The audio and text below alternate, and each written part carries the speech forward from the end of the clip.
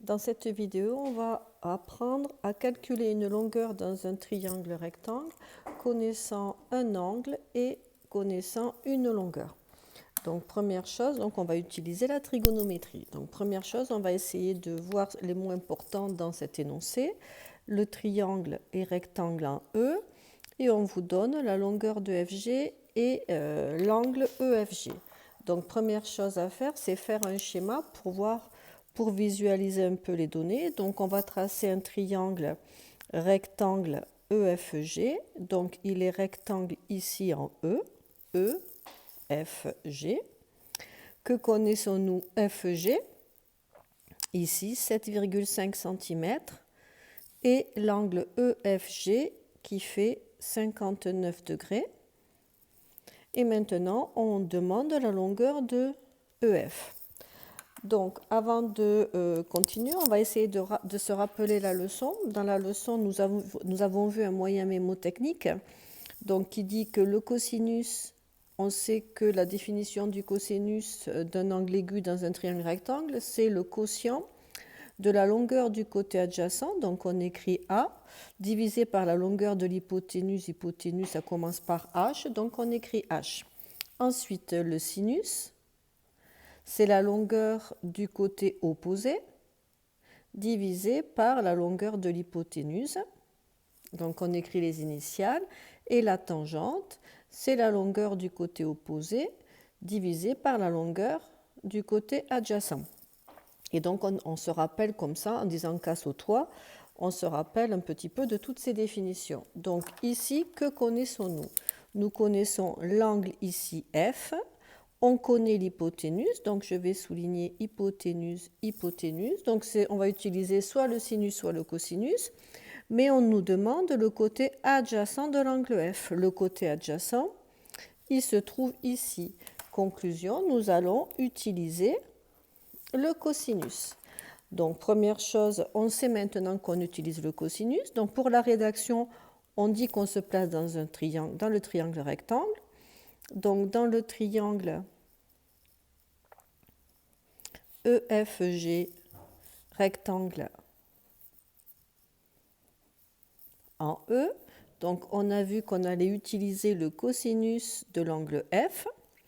Donc le cosinus de l'angle F, c'est ici la longueur du côté adjacent, que l'on ne connaît pas, c'est EF, divisé par la longueur de l'hypoténuse, c'est GF. Une fois qu'on a la formule, on remplace par les données. L'angle F vaut 59 degrés, donc je remplace. EF, on ne le connaît pas. Et GF vaut 7,5 cm. Une fois qu'on est là, on sait résoudre les équations, des équations de ce type-là, et on peut se ramener à une équation voilà, avec une égalité de quotients, et comme ça on utilise le produit en croix. Donc que nous dit le produit en croix?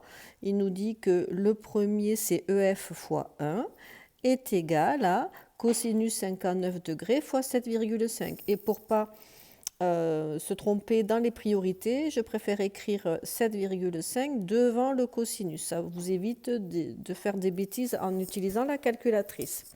Donc EF fois 1, ben, ça fait EF. Et maintenant, on va utiliser la calculatrice pour calculer le cosinus, puisque le cosinus de 59 degrés, c'est un nombre que seule la machine, la calculatrice, peut trouver. Donc je prends la calculatrice pour que vous y voyez bien à peu près par ici. Donc on y va, je l'allume. Première chose, ici il faut regarder, je vais la mettre un peu plus près, il faut regarder que votre calculatrice se trouve en mode degré, vous devez avoir ici un D. Sinon, vous faites seconde menu et là, si vous tapez 2, vous avez les unités d'angle. Degré, radian, grade. Au collège, on n'utilise que le degré, c'est le mode 1, donc on y va. Maintenant, on va taper, donc 7,5, ça vous le voyez passer un peu en dessous, je vais monter un peu, multiplier, puis vous avez 3 touches, sinus, cosinus, tangente, donc j'appuie sur cosinus et mon angle c'est 59.